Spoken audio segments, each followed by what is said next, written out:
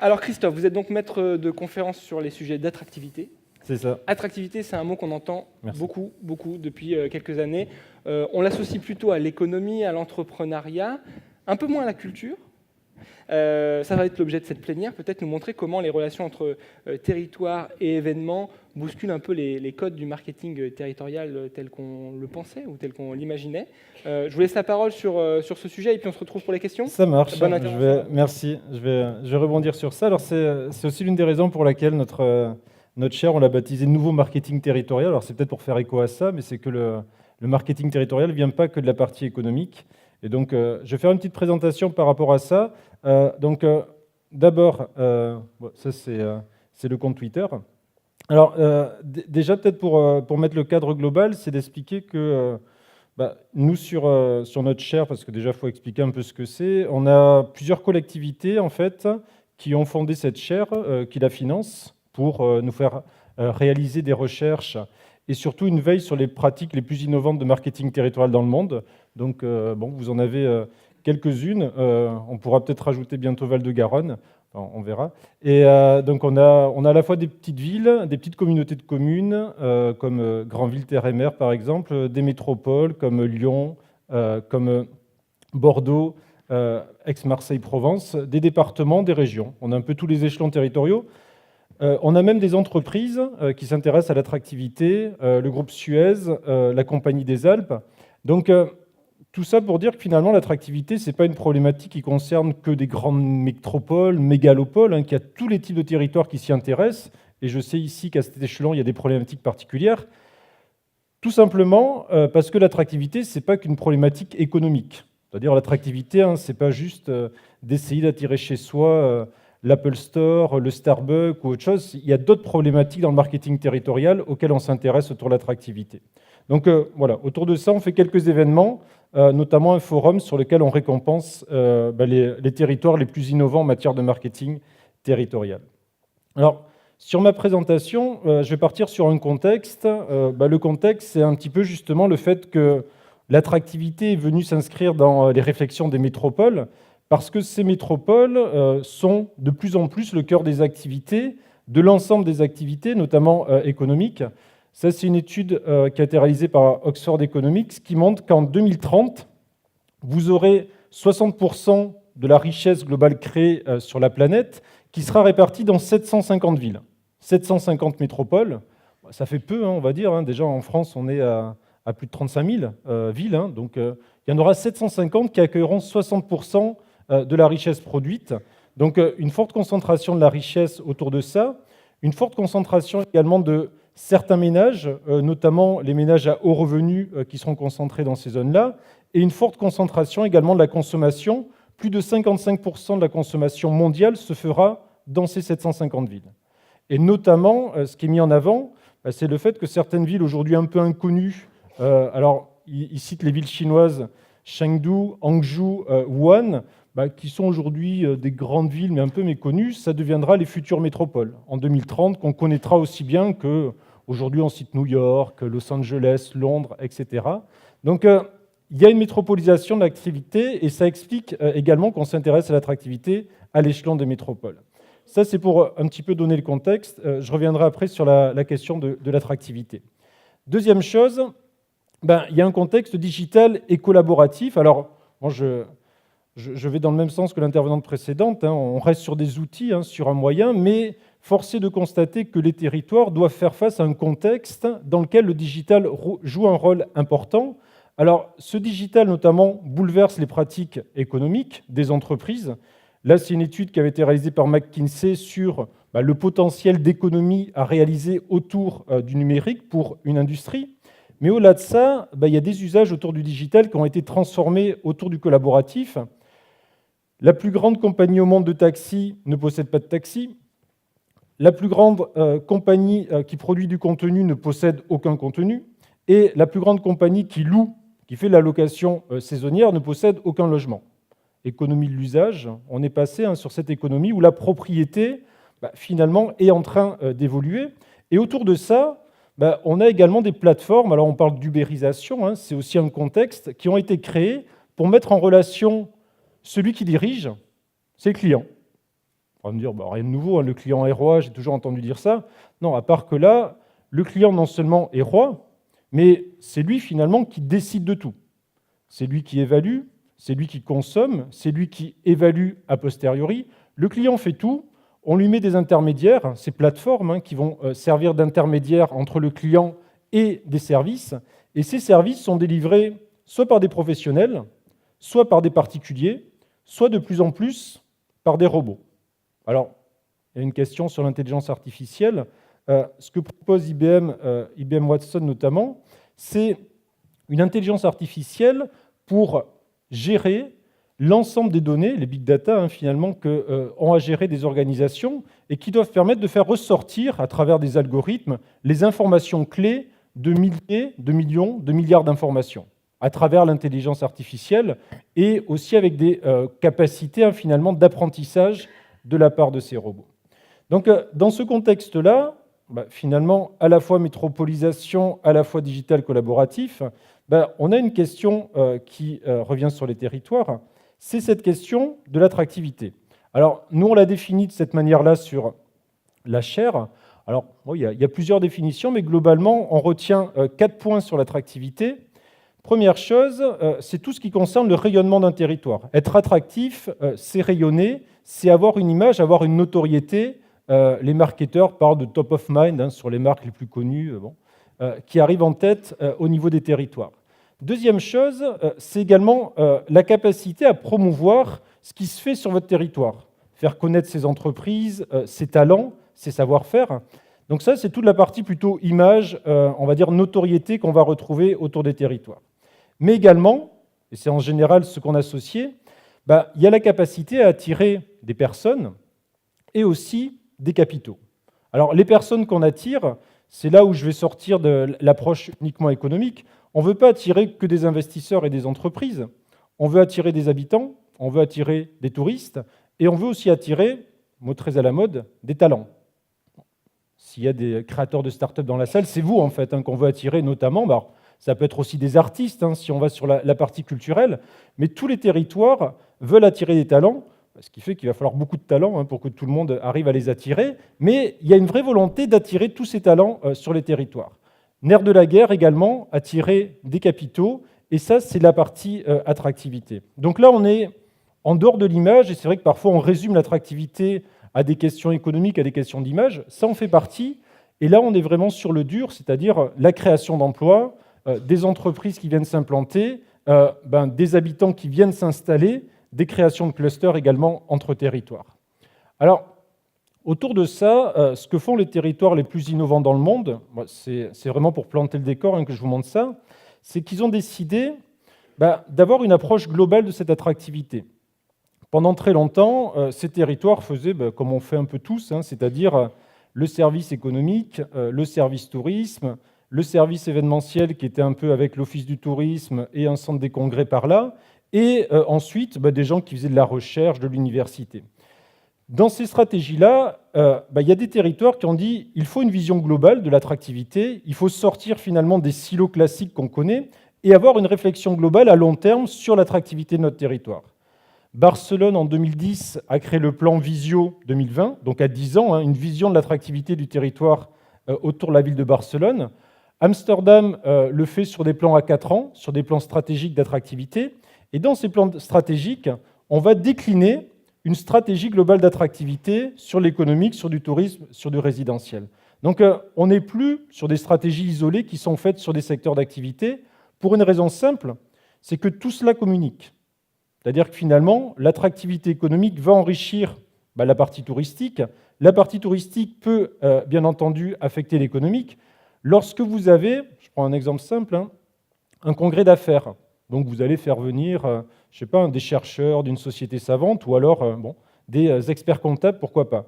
Ces experts comptables qui viennent sur du tourisme d'affaires, c'est potentiellement une personne qui peut revenir pour habiter sur le territoire, pour y investir, peut-être pour y envoyer ses enfants en tant qu'étudiants.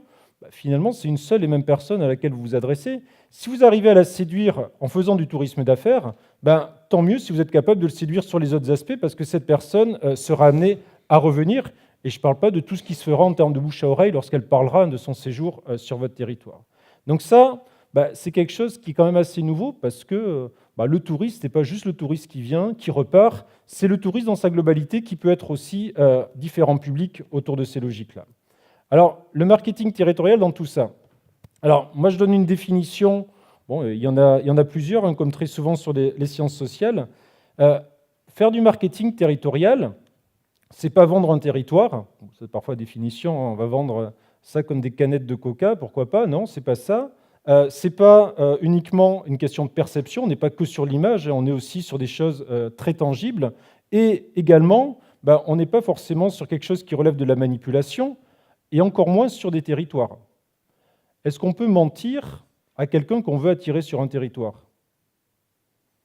On peut essayer de lui mentir, lui dire venez sur notre territoire, c'est le plus dynamique au monde, il y a plein d'entreprises qui viennent, etc. Une fois que la personne est là, il se rend compte.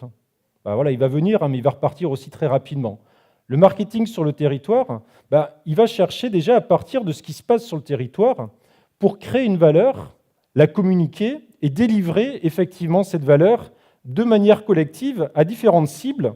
Ces cibles, c'est la terminologie marketing, hein, ça peut être des touristes, ça peut être des habitants, des entreprises, des investisseurs ou des talents. Donc on est sur cette logique de création de valeur. Cette création de valeur, c'est finalement faire en sorte que l'appartenance au territoire devienne une source de valeur pour ceux qui sont sur ce territoire. Donc les habitants du territoire, les entreprises, comment à travers le marketing territorial, ils peuvent avoir une valeur créée. Une entreprise lambda de votre territoire, si vous mettez en place du marketing territorial, qu'est-ce qui va lui apporter une valeur qui va faire que son image va être améliorée, peut-être son activité va être améliorée, peut-être qu'elle va attirer plus facilement des employés. Voilà. Qu'est-ce qui va créer de la valeur pour elle à travers votre démarche de marketing territorial?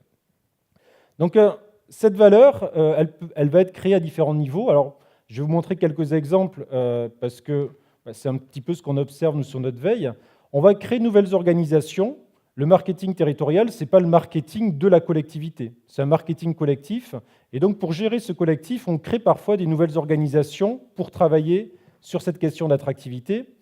On va être de plus en plus sur une attention envers la demande de cette attractivité, l'écoute, l'individualisation de la relation avec les cibles du marketing.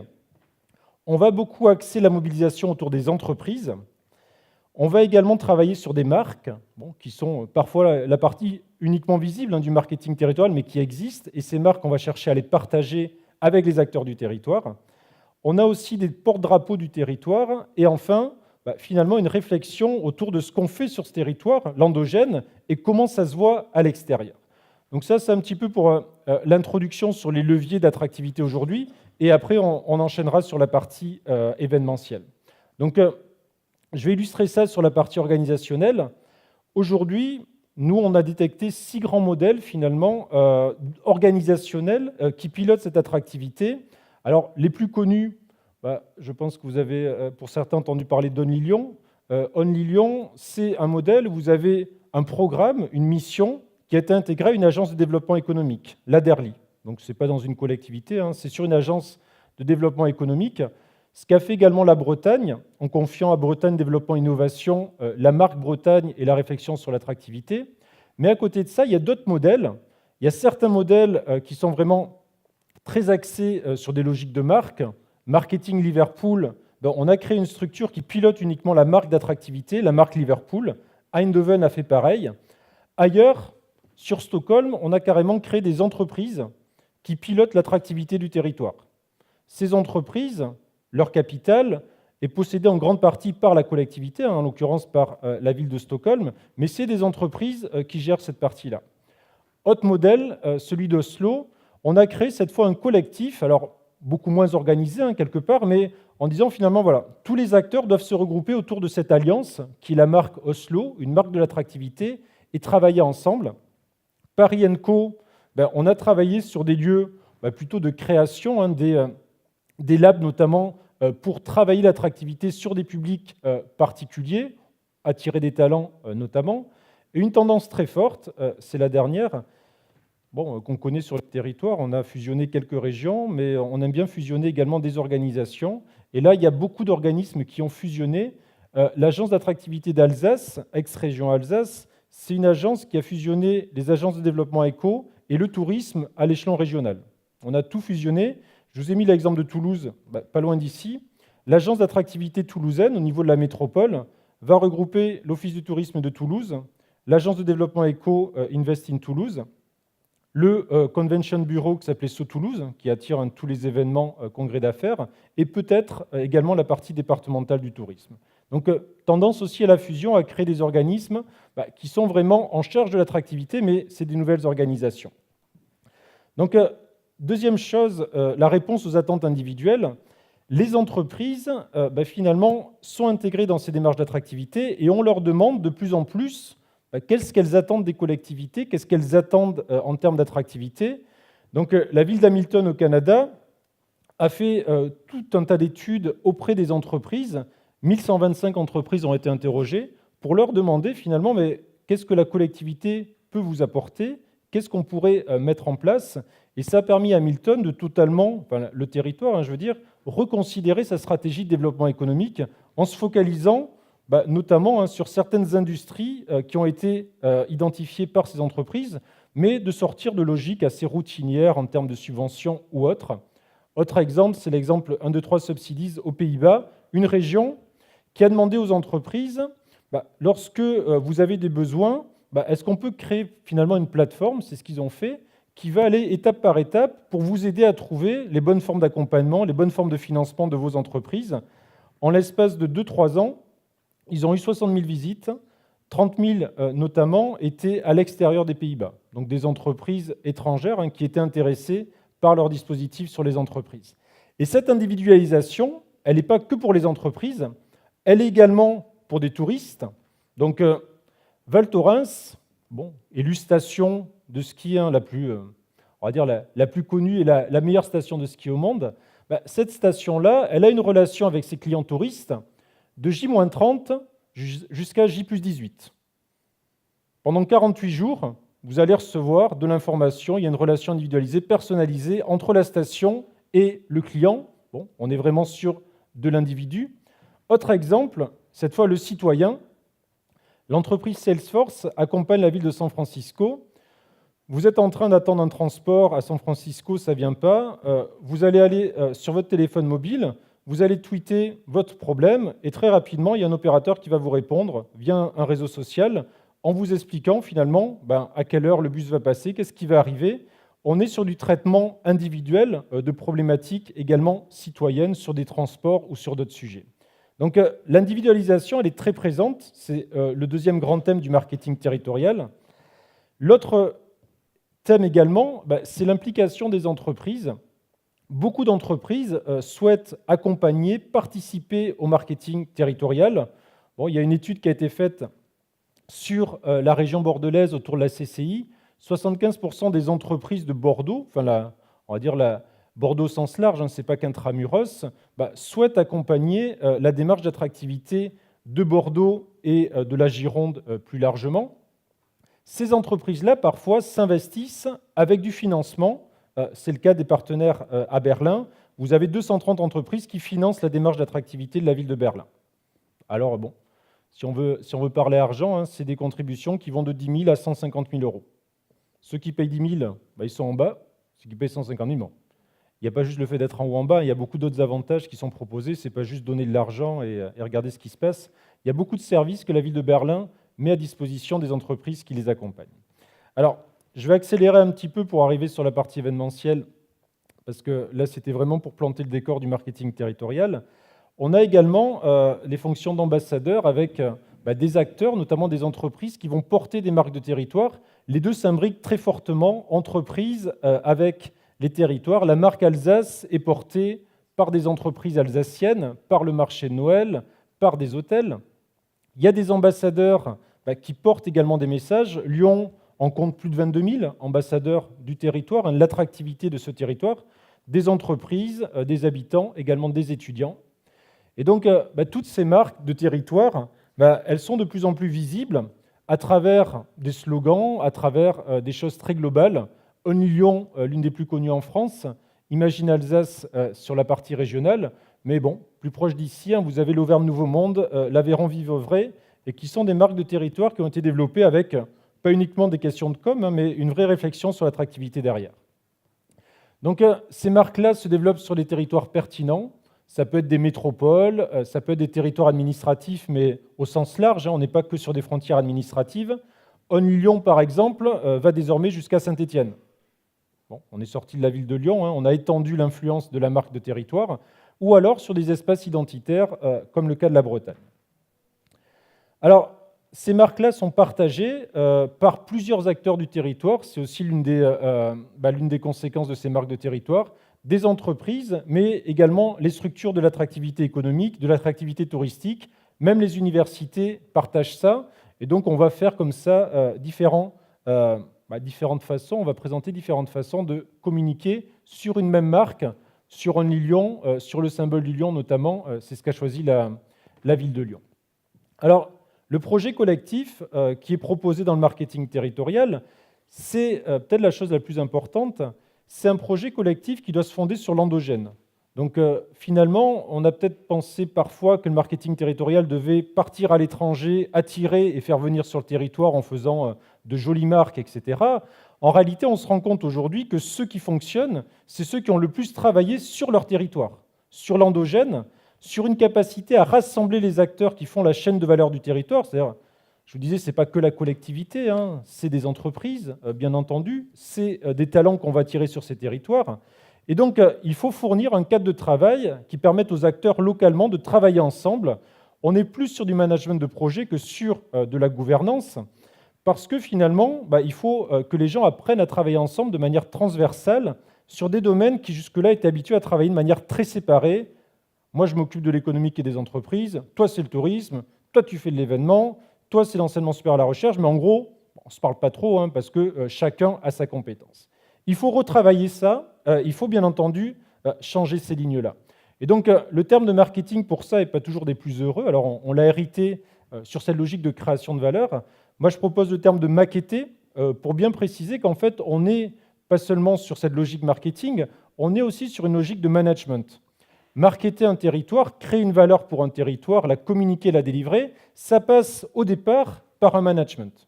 Ce management, il doit se faire au sein des collectivités, déjà pour rendre transversal le travail des collectivités, mais ensuite, il doit être collectif avec tous les acteurs, et c'est à ce niveau-là qu'on a une vraie problématique de management avant de créer cette valeur. J'en arrive sur les brand flags et les événements. Autour de ces logiques d'attractivité, tous les territoires n'arrivent pas avec une stratégie globale comme Barcelone, Amsterdam, enfin voilà, on n'est pas du tout en train de dire ça. Par contre, on remarque que tous ces territoires visibles ont des porte-drapeaux, des choses très emblématiques qui vont permettre de les identifier. Ces brand flags, ça peut être des monuments architecturaux, musée Guggenheim à Bilbao, la Cité du Vin récemment ouverte à Bordeaux, mais aussi des événements. La Fête des Lumières à Lyon, Francofolie, Garo Rock sur Marmande. On est sur des événements qui peuvent constituer des marqueurs comme ça du territoire. On a l'exemple de Barcelone aussi sur le Mobile World Congress, qui est un événement très emblématique de ce territoire-là. Alors, Christophe, je suis votre petite voix dans votre tête, il reste 3 minutes. 3 minutes, très bien. Alors, sur les 3 dernières minutes, sur l'événementiel, pour arriver un petit peu sur cette thématique-là, 3 choses. Alors, une première, qui a déjà été dite, on l'a entendu dans la voiture avec Pascal, les effets économiques, les retombées économiques immédiates d'un événement, c'est des choses qui intéressent bien entendu le marketing territorial, mais on souhaite aller au-delà. Et au-delà de cet effet économique de court terme, que je présenterai rapidement, il y a tout ce qui concerne finalement la thématique de l'attractivité à moyen terme. Comment un événement va interagir entre l'identité de votre territoire, l'image du territoire, et comment tout ça va s'auto-alimenter.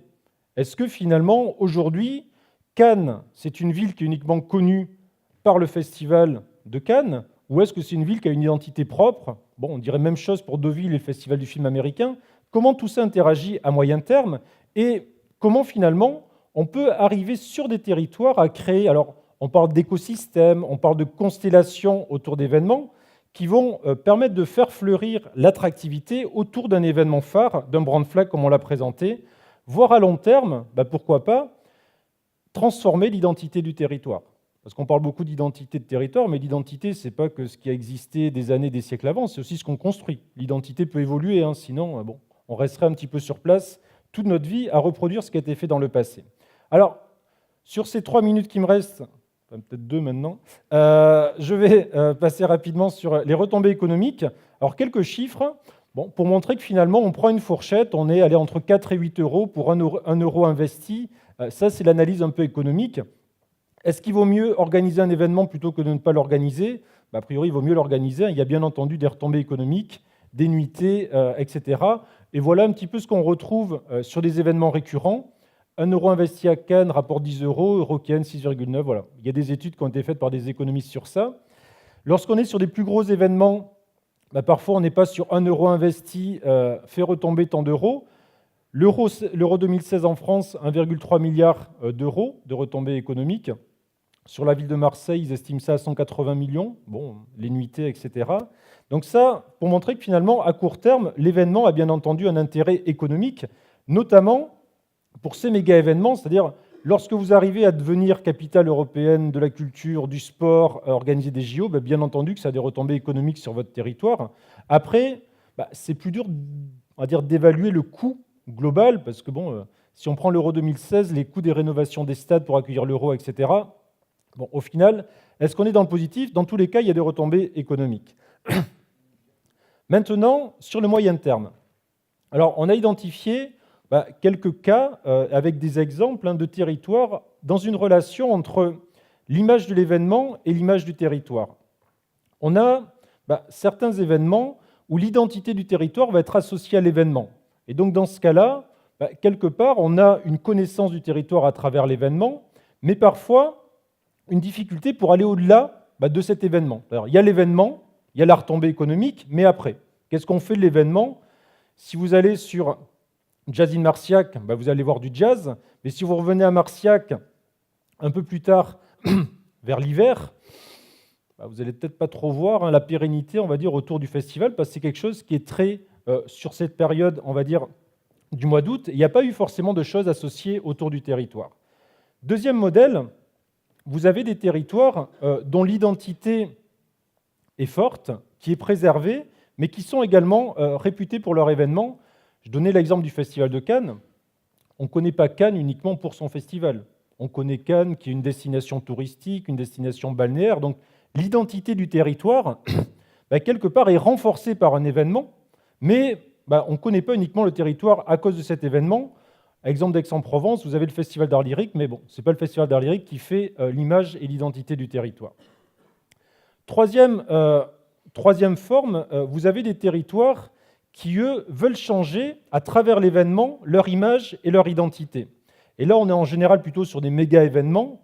Lorsque vous avez les candidatures aux JO qui se font, ces candidatures sont souvent sur des territoires qui veulent lancer une nouvelle impulsion.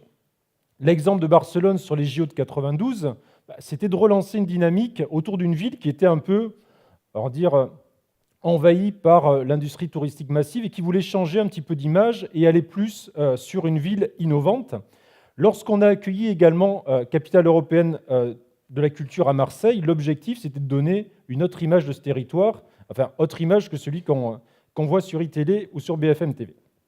Donc, il y a cette catégorie-là, et la dernière, la quatrième, c'est des territoires finalement qui ont une identité tellement forte que l'événement, ce n'est pas ce qui va faire changer leur image. L'image est très bonne, mais ça permet quand même de renforcer, de donner une certaine stature à certains territoires. Des villes comme Paris, Shanghai, Londres sont déjà des villes qui ont de telles identités, de telles images que le fait d'accueillir un événement de plus, de moins, ça ne va pas changer fondamentalement l'identité, l'image de ces territoires. Alors, je termine sur cette présentation-là pour mettre en avant une chose. Là, on est sur les métropoles, mais le raisonnement est le même sur tous les territoires. Il y a deux choses à considérer, et autour des événements, c'est la même chose. Il y a d'un côté ce qui relève des actifs. Les actifs, ce que vous avez de bas en haut, les actifs, ça veut dire qu'on a des territoires qui sont attractifs. Alors, ça peut être autour d'un événement qui est de qualité, comme l'événement ici, donc les gens viennent sur ça. Mais pour être attractif, il ne suffit pas d'avoir des actifs, il faut aussi avoir une image. Et là, c'est ce qu'on a sur la gauche vers la droite, c'est la force de l'image, et cette force de l'image, elle doit être prise en compte également dans l'attractivité. Si vous n'avez que les actifs et qu'il vous manque l'image, il manque quelque chose sur l'attractivité de votre territoire. C'est la raison pour laquelle beaucoup de territoires développent des marques de territoire. Mais je précise bien, si vous développez une marque de territoire et que vous n'avez pas les actifs, ça ne changera rien du tout. Ou alors peut-être qu'on se moquera de vous parce qu'on dira, bon, ils pensaient que la marque allait tout résoudre. Donc les territoires que vous avez tout là-haut, territoire avec des actifs et une image, c'est Londres, c'est Paris, c'est New York, c'est Los Angeles. Mais vous avez à côté des territoires chinois notamment avec beaucoup d'actifs, c'est-à-dire qui ont toutes les caractéristiques de l'attractivité, mais qui n'ont pas pour l'instant d'image positive à faire valoir auprès des cibles du marketing territorial. Voilà pour la présentation. Alors, je voulais vous présenter quelques exemples de clusters, mais je n'aurai pas le temps. L'idée, c'était quand même de montrer, peut-être l'exemple de Lyon, parce qu'il est assez parlant. Sur l'exemple de Lyon, que j'ai ici, voilà. Ce qui a été fait autour d'un événement, qui est la Fête de la Lumière, c'est la notion d'écosystème. Alors, on parle aussi de constellation événementielle. C'est l'idée de dérouler un peu une pelote de laine autour d'un événement. C'est bien d'organiser la Fête des Lumières, ça attire des personnes sur l'événement, mais autour de ça, qu'est-ce qu'on peut faire pour générer une attractivité plus globale sur le territoire? Qu'est-ce qu'a fait Lyon? Ils ont créé un cluster lumière autour de la Fête des Lumières, donc des entreprises qui viennent, des investisseurs. Ils ont également mis de la formation. Ils ont récupéré des activités de formation sur l'éclairage urbain au sein de l'INSA. Ils ont créé une association internationale pour promouvoir l'image de Lyon à l'international, l'Association des Villes Lumières. Ils ont créé de l'événementiel, un salon qui est différencié de l'événement Fête des Lumières, et ils ont également exporté l'événement. À Dubaï, en Chine maintenant, ils ont vendu l'ingénierie en fait, de la Fête des Lumières sur des territoires. Et ça, c'est un écosystème assez vertueux qui permet de dire, au-delà du court terme économique, il y a des effets d'image sur le territoire qui doivent être étudiés, qui peuvent être renforcés, mais il y a aussi des logiques d'écosystème qu'on peut créer en déroulant cette pelote et en disant finalement, voilà, il ne faut pas rester sur la seule attractivité du festival qui fait venir du monde. Qu'est-ce qu'on peut développer sur le territoire autour de cet événement qui pérennise l'événement et qui pérennise également une activité et qui donne une image à ce territoire-là. J'en ai terminé. Merci Christophe. Je suis désolé de faire le censeur parce que c'était extrêmement intéressant, mais malheureusement on a des contraintes de temps. On va peut-être garder cette slide d'ailleurs pour les questions-réponses parce que je la trouve particulièrement intéressante. Alors il y a eu plein de questions, notamment par Equal, donc je vais commencer par celle-ci, qui sont moins liées à la culture, mais plus au début de l'intervention, mais on va les traiter aussi. Une question de Gaël qui demande comment déclencher des partenariats justement entre sociaux, éco sur le territoire. Comment dynamiser un petit peu des règles à respecter ou des conseils très pratiques pour favoriser ces partenariats? Alors, peut-être qu'il faudrait autant de temps que la précédente conférence. C'est un vrai sujet parce que nous, on observe comment ça se passe, mais à part qu'on est rarement dans le bureau où ça se passe, et donc c'est vrai que c'est compliqué. On sait qu'il faut mobiliser les acteurs. Après, c'est vrai que sur la question du comment, voilà, il y a quand même des réponses assez différentes. Alors peut-être vous avez des bons exemples. Alors, je peux vous donner des exemples, en effet. Il y a dans un premier temps le rôle du politique. Voilà. Qui est un rôle d'impulsion du politique. Alors, comme on cite l'exemple de Lyon, la démarche a démarré en 2007, il y a eu un politique qui a porté ça, c'est Collomb, et qui a porté ça tout le long et qui continue à le faire. Et donc, quelque part, c'est plus facile de mobiliser les acteurs. Ils sont 13 dans la gouvernance de Lyon, c'est la diapositive suivante. Et dans cette gouvernance-là, il y a le MEDEF, CGPME, la CCI, l'université, l'office de tourisme, il y a à peu près tout le monde, les acteurs du territoire. Et ça, c'est parce qu'il y a un élu qui a porté cette démarche et qui a rassemblé. Donc, je dirais, voilà, volonté politique. Et deuxième chose, mais là, c'est plus sur le long terme, c'est que lorsqu'on rentre sur des logiques de marque, de territoire, alors une fois qu'on a les actifs, je précise bien, ces marques peuvent également servir à regrouper les acteurs derrière cette marque. En fait, si tout le monde la porte, tout le monde devient un petit peu interdépendant. Et là, tout le monde porte la marque Only Lyon. Je crois qu'il y a même des ambassadeurs de Lyon.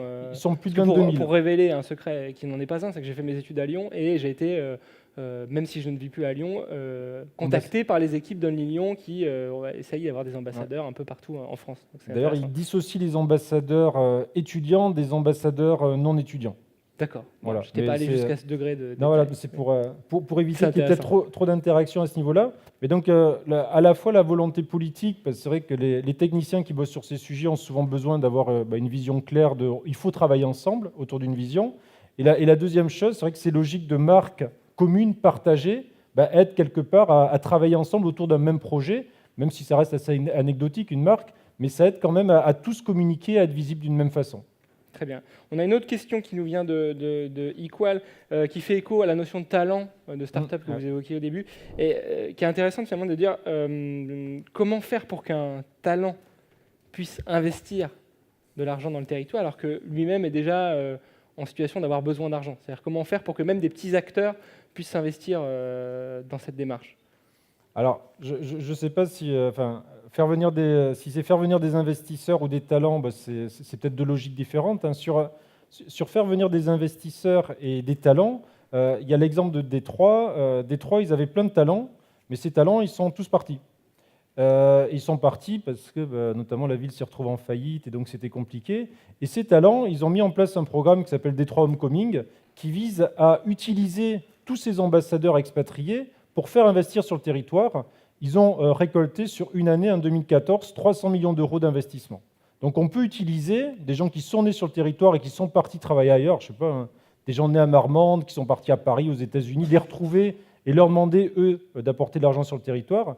Pour les gens qui créent des startups, il y a quelqu'un qui travaille beaucoup sur ça, qui s'appelle Richard Florida, sur les Creative Class. Et lui, en fait, ce qu'il constate aujourd'hui, c'est que ces gens-là sont très attirés par des lieux particuliers. Ils ne viennent pas forcément sur des grandes mégalopoles, mais ils sont attirés par des villes comme Seattle, Vancouver, New York, mais parfois plus que par des grosses mégalopoles internationales. Ils viennent rechercher de plus en plus de l'urbain, de plus en plus, ils viennent s'installer dans les centres.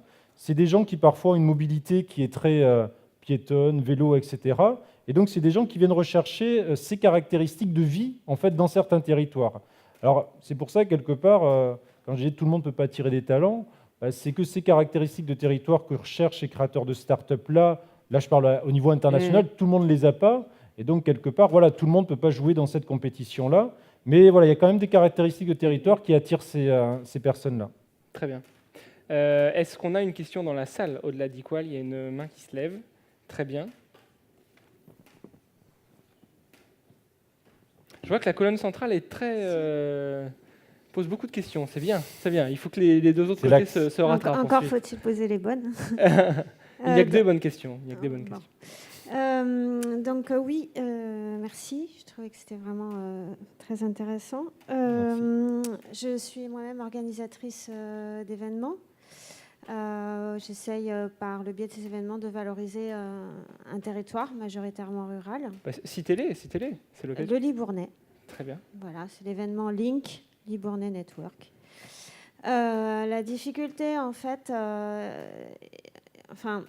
le gage de réussite un petit peu de ce genre d'initiative, c'est justement la transversalité, comme vous le disiez, mais c'est aussi la difficulté d'arriver à fédérer justement des gens qui sont de secteurs d'activité ou tout simplement d'intérêts, de centres d'intérêt différents, et notamment au niveau des collectivités, c'est tout simplement et même administrativement des fois compliqué de réunir différentes personnes. Donc ma question était assez concrète.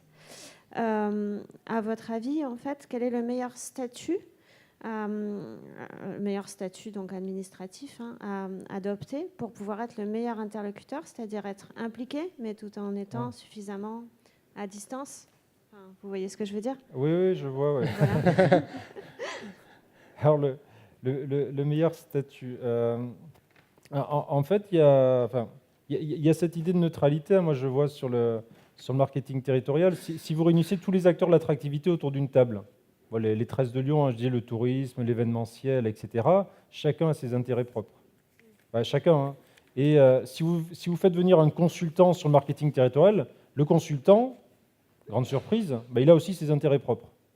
C'est-à-dire que lui, quelque part, il va vous inciter à utiliser une démarche qui sera, il y a de fortes chances, la démarche que lui-même propose.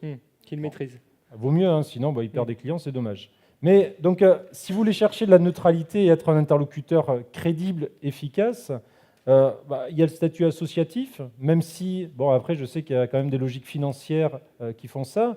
Et moi, un acteur que je trouve sous-utilisé, mais c'est peut-être parce que j'en suis, c'est les universités. C'est-à-dire, nous, on est une chaire, c'est-à-dire, moi, j'accompagne Lyon, j'accompagne Bordeaux, Toulouse, Marseille, etc., mais j'ai aucun intérêt dans ces territoires-là. Les élus ne me donnent pas de l'argent, personne ne me donne de l'argent, mais on fait ça pour aider les territoires. Et c'est vrai que les universités, certains chercheurs, certains responsables de programmes peuvent aider à faire avancer ces sujets-là. Et donc de travailler avec ces personnes-là, ça fait venir un individu tiers dans les relations avec d'autres structures, et parfois ça peut permettre de débloquer les sujets. Donc je ne donnerai pas forcément une réponse sur le statut, parce que même associatif, c'est vrai que c'est quand même des relations assez complexes avec les acteurs publics, mais je dirais peut-être réfléchir à un tiers acteur, et sur ça, on a quand même une chance, c'est qu'on a une recherche université publique en France qui est assez forte, et d'utiliser des personnes qui travaillent sur ces thématiques, qui réfléchissent pour faire dialoguer ensemble des acteurs, c'est quelque chose d'intéressant. Et vous trouverez souvent dans les universités plein de gens intéressés pour travailler avec les acteurs du terrain, et parfois même faire des recherches dessus, mais qu'on contacte très rarement. Bizarrement, voilà, c'est-à-dire il y a des ponts à créer entre l'université et les professionnels. Donc, voilà. Mais il n'y en a pas sur tous les territoires non plus des universités. Non, on peut aller les chercher. Après, il y a quelques kilomètres à faire, mais c'est vrai que en général, ça se trouve sur certains domaines très précis d'expertise. Mais voilà, ça peut être intéressant. Et cluster, en fait, c'est que je n'ai pas bien compris, qu'est-ce que c'est le statut d'un cluster? Alors, il y a plusieurs statuts de cluster. L'écosystème que je présente, ça c'est plus un constat d'un écosystème qui s'est créé, mais il n'y a pas un statut particulier. Sur les statuts de cluster, c'est les logiques qu'on avait repris en France sous pôle de compétitivité, c'est d'arriver à regrouper des organismes de formation, de recherche et des entreprises sur une thématique particulière. Donc, il y en a plein en France, des clusters. Entreprises grandes comme petites, d'ailleurs. De tout, voilà, de toute taille. Alors, ici, je pense que vous avez un cluster sur peut-être tout ce qui est agro. Voilà, agro-ressources. Bon, sur Aix-Marseille, il y en a sur le multimédia, des pôles numériques. Les clean tech, les technologies vertes. Technologie verte, on n'a pas ça. À Aix aussi, je crois qu'à Aix. Alors, oui, il y a le CREG, c'est sur les risques, voilà, sur l'approche des risques. Et donc voilà, c'est de regrouper dans un lieu comme ça. Alors, mais c'est plus un statut fédératif autour du cluster, de créer un lieu finalement où ces gens vont interagir autour de ça. Et donc, ça se développe beaucoup, mais c'est quand même quelque chose, on n'a pas inventé la poudre, les clusters, c'est les districts italiens qui existent depuis les années 70-80. Voilà, et que les Américains ont diffusé également il y a très longtemps. Aujourd'hui, l'approche différente autour des clusters, c'est peut-être cette approche d'écosystème. C'est-à-dire, certes, il faut de la formation, certes, il faut de la recherche, certes, il faut des entreprises, mais il faut aussi essayer d'aller plus loin. C'est-à-dire, voilà, qu'est-ce qu'on fait ensemble une fois qu'on a regroupé tout ça? Est-ce qu'on peut créer une vraie valeur autour de ce regroupement territorial? Et dans cette réflexion, il y a l'idée de créer des événements, de créer également des liens avec peut-être l'étranger sur la valorisation, et ça, c'est une autre logique que la logique de cluster. Très bien. Peut-être une autre beaucoup. question. Je vous en prie. Moi j'en avais une, parce qu'on parle souvent, parfois on parle de la guerre des festivals, du fait qu'il y ait beaucoup de festivals et peut-être un peu trop. Est-ce que finalement la question, c'est, à la suite de votre présentation, c'est de se dire, il n'y a peut-être pas trop de festivals, mais il y a peut-être des festivals qui ne sont pas assez bien positionnés, et que cette stratégie un petit peu globale, elle vaut le coup d'être mise en place pour ces événements? Alors, positionnement, vous voulez dire dans le calendrier ou thématique, avec ce genre d'écosystème comme vous le présentez? Après, moi, je veux dire, sur les résultats, le marketing, on est quand même pas mal sur le résultat. Au final, on cherche une certaine efficacité sur les créations de valeur.